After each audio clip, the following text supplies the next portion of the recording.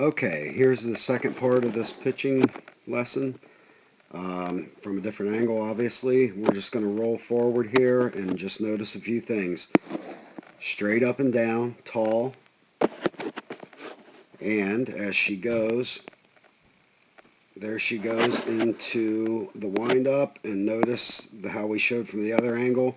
She's going to bend inward towards the target as she winds up, and that gives her her load and her power, and then she's going to go from there. So as we roll on, she's loading, loading, loading, and notice the push off with her right foot. She's going to really use that rubber to push off, so she's going to maintain contact with that rubber and use it as a leaping aid right there. So notice that she does not leave that rubber early. She uses it, pushes, pushes, pushes. And we'll go forward here and look and notice a couple things. As she winds up, I've also noticed how when all of them get to here, they're a little bit outside. In other words, their windup didn't come straight in here like this. It's actually gone a little bit to the outside, and that gives them the power and the ability to crank away once they've cleared their hips. And coming from the outside, then they can come outside to a little bit inside. See that switch? Outside to inside, and with their hips cleared, as we talked about in the other video that you can watch, notice her hips are straight.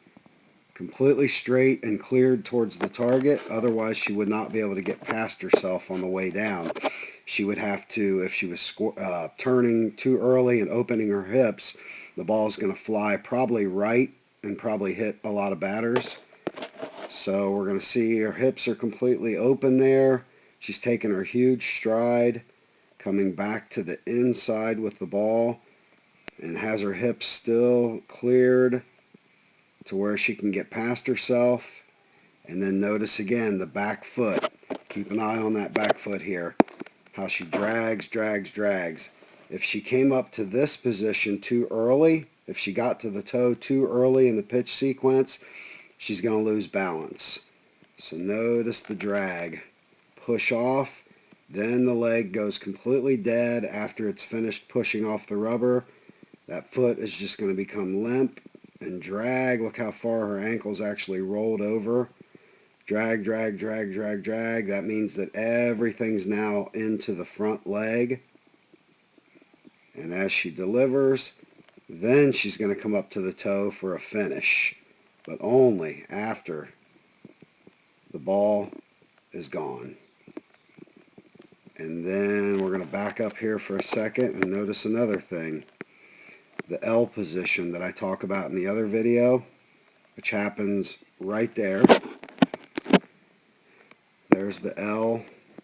You'll see that the front arm, the glove hand is going to go out towards the target. That's going to act as a balancing tool.